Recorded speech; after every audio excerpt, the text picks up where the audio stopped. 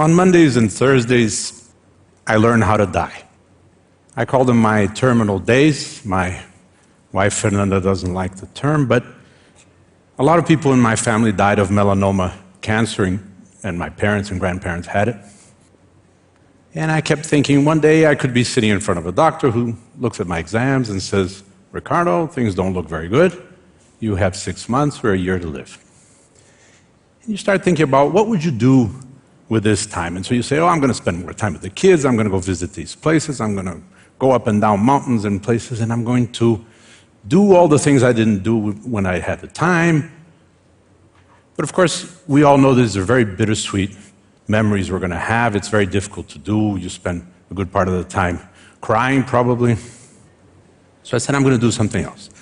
Every Monday and Thursday, I'm going to use my terminal days. And I will do, during those days, whatever it is I was going to do if I had received that piece of news. When you think about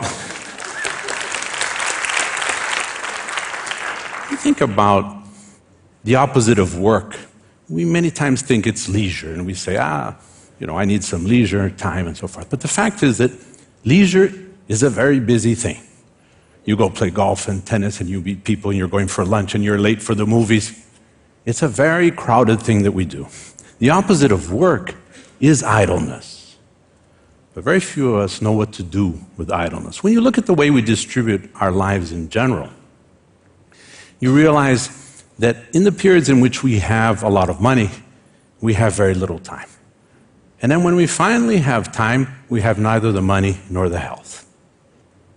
So we started thinking about that as a company for the last 30 years.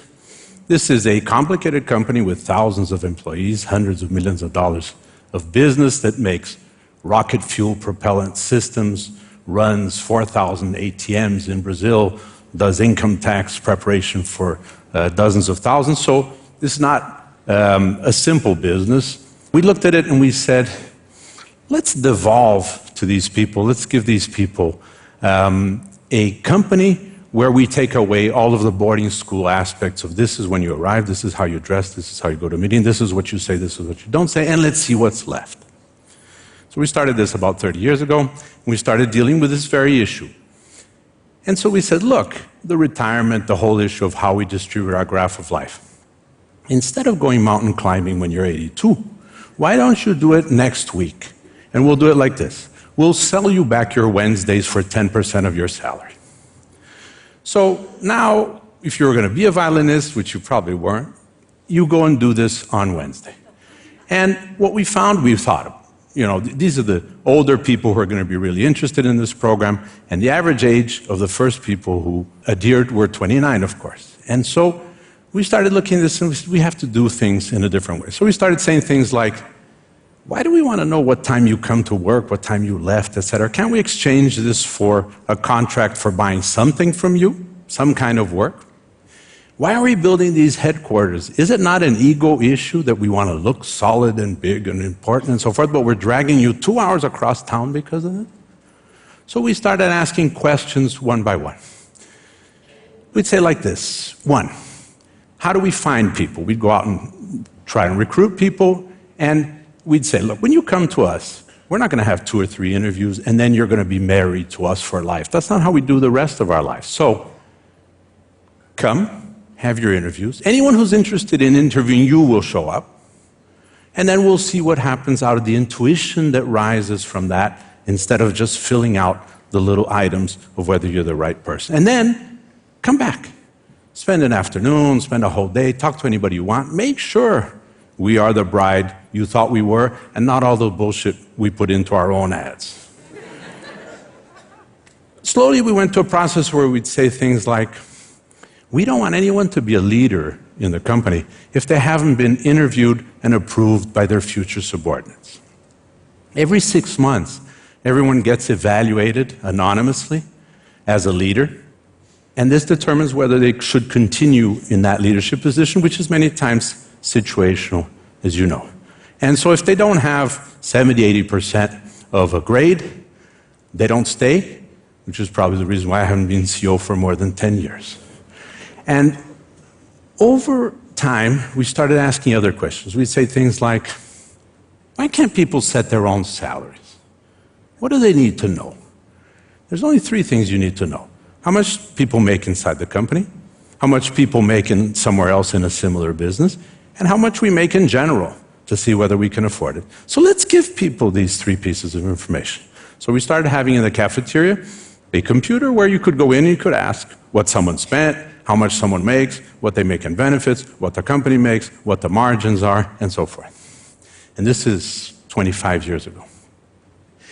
As this information started coming to people, we said things like, we don't want to see your expense report.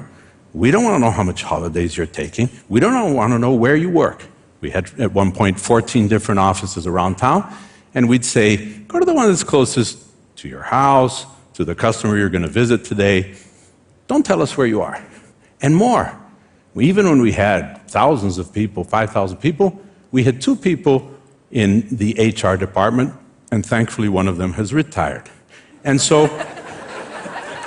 the question we were asking is, how can we be taking care of people? People is the only thing we have. We can't have a department that runs after people and looks after people. So as we started finding that this worked, and we'd say we're looking for, and this is, I think, the main thing I was looking for in the terminal days and in the companies, which is, how do you set up for wisdom? We've come from an age of revolution, industrial revolution, an age of information, an age of knowledge, but we're not any closer to the age of wisdom. How do we design, how do we organize for more wisdom? So for example, and many times what's the smartest or the intelligent decision doesn't jibe. So we'd say things like, let's agree that you're going to sell 57 widgets per week. If you sell them by Wednesday, please go to the beach.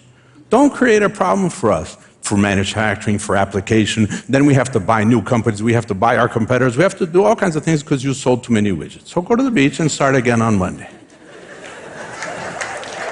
And so the process is looking for wisdom. And in the process, of course, we wanted people to know everything, and we wanted to be truly democratic about the way we ran things. So our board had 2 seats open with the same voting rights for the first 2 people who showed up. And so we had cleaning ladies voting on a board meeting, which had a lot of other very important people in suits and ties. And the fact is that they kept us honest. This process, as we started looking at the people who came to us, we'd say, now wait a second, people come to us and they say, where am I supposed to sit? How am I supposed to work? Where am I going to be in 5 years' time? And we looked at that and said, we have to start much earlier. Where do we start? We said, oh, kindergarten seems like a good place. So we set up a foundation, which now has, for 11 years, has 3 schools, where we started asking the same questions. How do you redesign school for wisdom? It's one thing to say, we need to recycle the teachers, we need the directors to do more, but the fact is that what we do with education is entirely obsolete. The teacher's role is entirely obsolete. Going from a math class to biology to 14th century France is very silly. And so we started thinking, what could it look like? And we put together people, including people who like education, people like Paulo Freire and 2 ministers of education in Brazil, and we said, if we were to design a school from scratch, what would it look like? And so we created this school, which is called Lumiar. And Lumiar, one of them is a public school. And Lumiar says the following, let's divide this role of the teacher into 2. One guy we'll call a tutor. A tutor in the old sense of the Greek paideia sense is, look after the kid.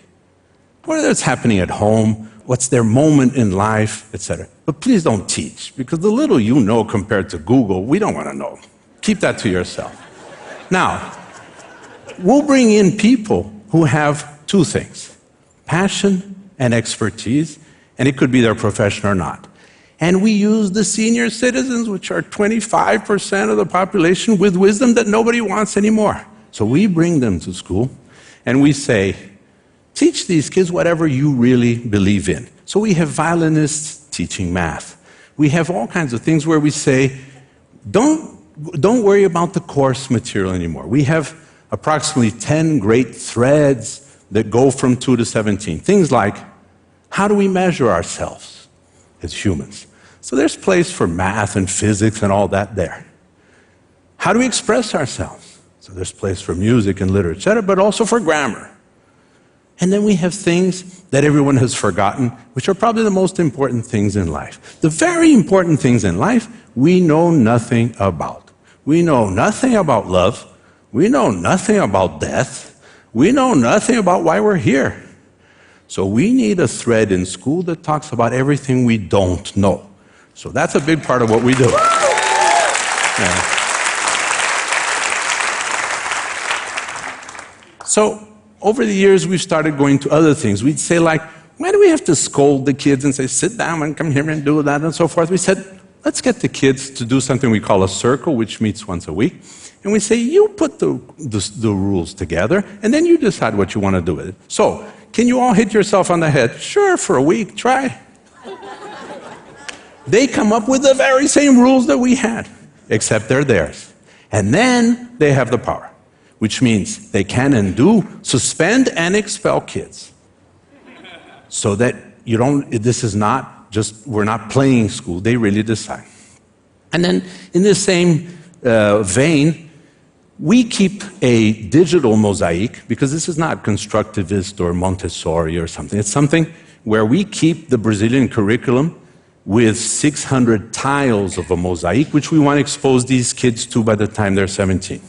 And we follow this all the time, and we know how they're doing, and we say, no, you're not interested in this now, let's wait a year.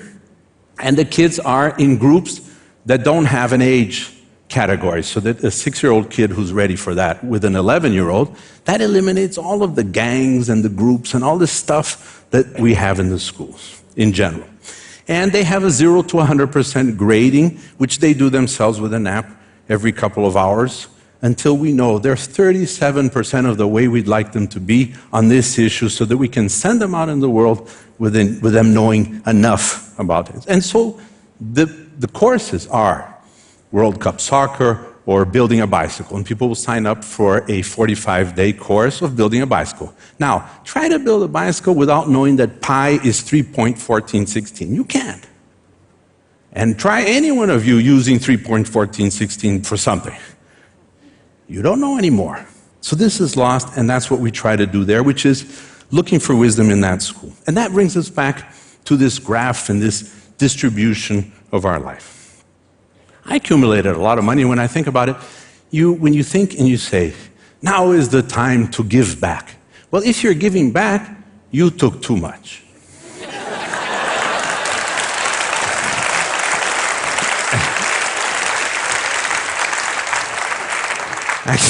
I keep thinking of Warren Buffett waking up one day and finding out that he has $30 billion more than he thought he had.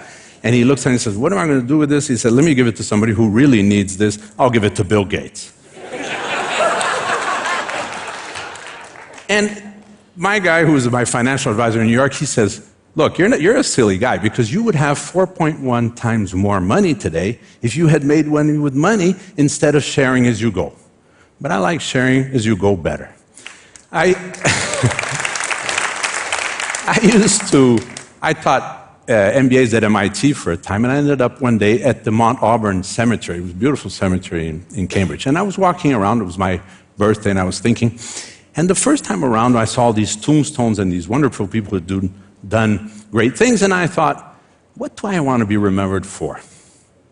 And I did another stroll around, and the second time, another question came to me, which did me better, which was, why do I want to be remembered at all?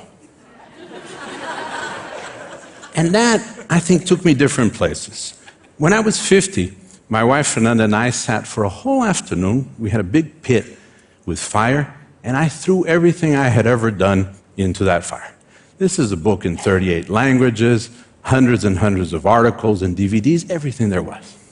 And that did two things. One, it freed our 5 kids from following in the steps of, shadow of, they don't know what I do. Which is good. And I'm not going to take them somewhere and say, one day all of this will be yours. So the 5 kids know nothing, which is good. And the second thing is, I freed myself from this anchor of past achievement or whatever it is, and I'm free to start something new every time and to decide things from scratch in part of those terminal days. And some people say, oh, so now you have this time, these terminal days, and so you go out and do everything. No, we've been to the beaches. So we've been to Samoa and Maldives and Mozambique, so that's done. I've climbed mountains in the Himalayas. I've gone down 60 meters to see hammerhead sharks.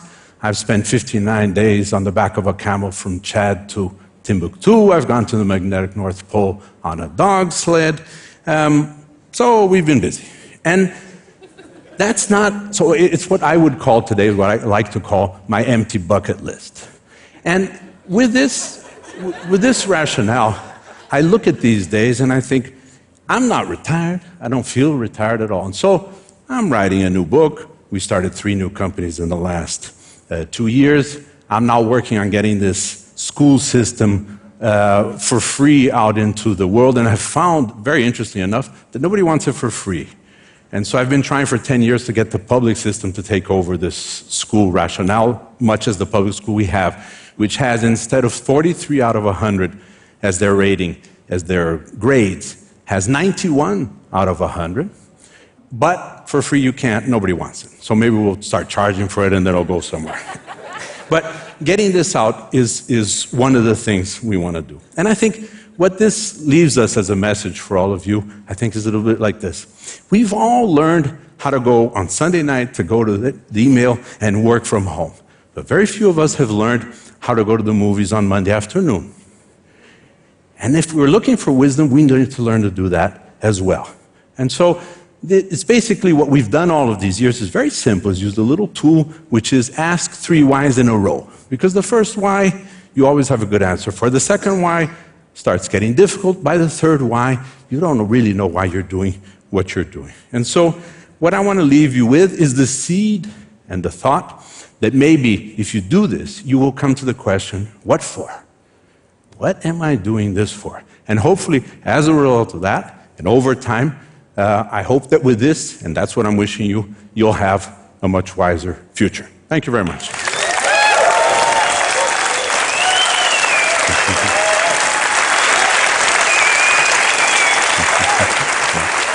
That's incredible. So, Ricardo, I mean, you're kind of crazy. I mean, to many people, this seems crazy. And yet so, deeply wise also. The pieces I'm trying to put together is this. Your ideas are so radical. How, like in business, for example, these ideas have been out for a while. Probably the percentage of businesses that have taken some of them is still quite low, yeah? I mean, are there any times you've seen some big company take on one of your ideas and you've gone, yes? Yeah, it happens. It happened about 2 weeks ago with Richard Branson with his people saying, oh, I don't want you to control your holidays anymore, or Netflix does a little bit of this and that. But I don't think it's very important. I'd like to see it happen maybe a little bit in a bit of a missionary zeal, but that's a very personal one. But the fact is that it takes a leap of faith about losing control. And almost nobody who is in control is ready to take leaps of faith. It'll have to come from kids and other people who are starting companies in a different way. So that's the key thing, that like from your point of view, the evidence is that this, like in the business point of view, this works, but people just don't have the courage to They don't even have the incentive. You're running a company with a 90-day mandate. It's a quarterly report. If you're not good in 90 days, you're out. So you say, here's a great program that in less than 1 generation, and the guy says, get out of here, right? So this is the problem.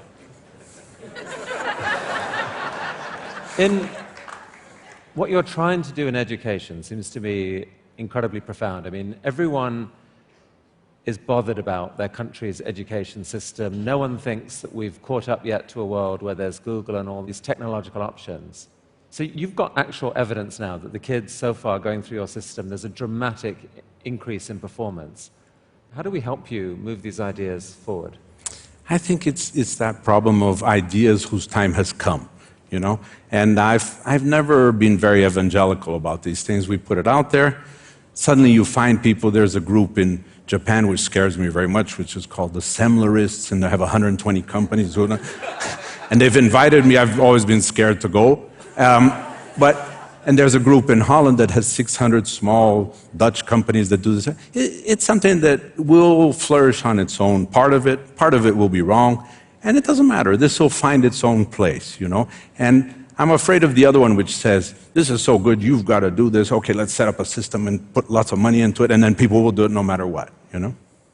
So you have asked extraordinary questions your whole life. It seems to me that's the fuel that's driven a lot of this. Do you have any other questions for us, for TED, for this group here? I always come back to variations of the question that my son asked me when he was 3. We were sitting in a jacuzzi, and he said, Dad, why do we exist? There is no other question. Nobody has any other question. You have variations of this one question from 3 onwards. And so when you spend time in a company, in a bureaucracy, in an organization, and you're saying, boy, how many people do you know that in their deathbed said, boy, I wish I had spent more time at the office? So there's a whole thing of having the courage now, not in a week, not in 2 months, not when you find out you have something, to say, no, what am I doing this for? Stop everything, let me do something else, and it'll be okay. It'll be much better than what you're doing if you're stuck in a process. So that strikes me as a profound and quite beautiful way to end this penultimate day of TED. RicardoSemler, thank you so much. Thank you. Thank you, guys.